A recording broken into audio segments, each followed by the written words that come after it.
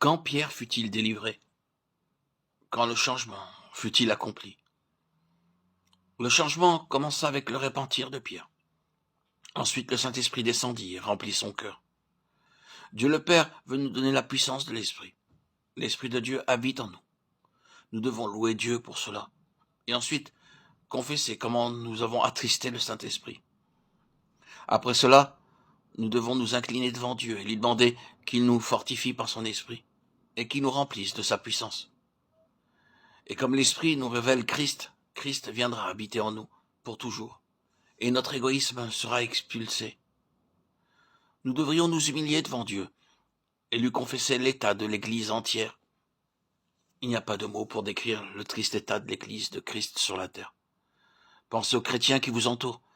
Je ne parle pas des chrétiens de nom ou des chrétiens professants, mais de centaines et de milliers de chrétiens honnêtes et zélés qui ne vivent ni pour la gloire de Dieu, ni par sa puissance.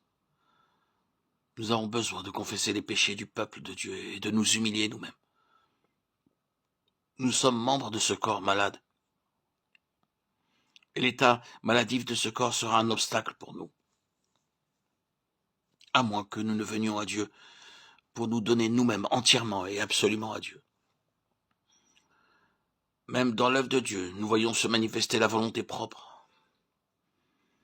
Et les pensées propres, bien rares, sont ceux qui s'attendent à Dieu et se laissent diriger par le Saint-Esprit. Confessez-le.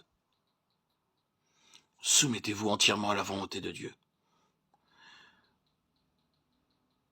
Par la grâce de Dieu, par la puissance de Dieu, par la puissance Saint-Esprit qui habite en nous.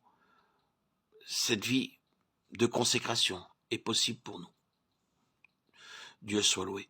Croyez que Dieu vous maintiendra. Croyez-vous que ce soit possible? Je vous dirai, qu'est-ce que Dieu vous a promis? Dieu n'a-t-il pas la puissance de remplir de son esprit celui qui se livre entièrement à lui? Dieu attend pour vous bénir en abondance. Depuis que le monde existe, jamais l'oreille n'a entendu ni l'œil n'a vu ce que Dieu a préparé d'avance pour ceux qui s'attendent à lui. Dieu a préparé pour vous des choses dont on n'a jamais entendu parler, des bénédictions plus merveilleuses que tout ce qu'on pourrait imaginer, plus puissantes que tout ce qu'on pourrait concevoir. Ce sont des bénédictions divines. Venez donc à Dieu aujourd'hui, dès cet instant présent. Dites-lui, Seigneur, Dieu Tout-Puissant, je me donne entièrement à Dieu. Je te me donne entièrement à toi pour faire ta sainte volonté. Ainsi Dieu vous rendra capable d'être fidèle à votre engagement, à votre choix, de lui consacrer votre vie. J'ai entendu parler d'un chrétien zélé qui disait que la pensée de la séparation et de la mort était cruelle. Est-ce là votre pensée? Est-ce là ce qu'un chrétien doit penser? La mort fut pour Christ le chemin de la gloire, pour la joie qui lui était réservée. Il a souffert la croix. C'est à la croix que naquit la gloire éternelle de Christ. Aimez-vous Christ? Désirez-vous vivre en lui et non comme lui? Alors la mort doit être pour vous la chose la plus désirable qui soit. La mort à soi-même, l'union avec Christ, la séparation. Pensez-vous que ce soit dur d'être libre du monde et par là d'être uni à Dieu et à son amour?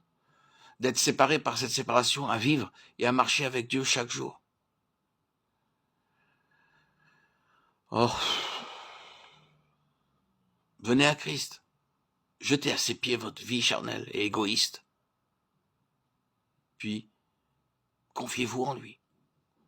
Ne vous fatiguez pas à essayer de tout comprendre à ce sujet, mais venez à lui avec la certitude que le Christ vivant viendra en vous, avec la puissance de sa mort et la puissance de sa vie. Et le Saint-Esprit vous donnera Christ tout entier, Christ crucifié et Christ ressuscité et vivant dans la gloire.